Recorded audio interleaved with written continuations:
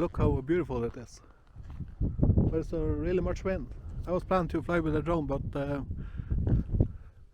I went up in the air, but it was too dangerous to fly. It was taken by the wind all the time.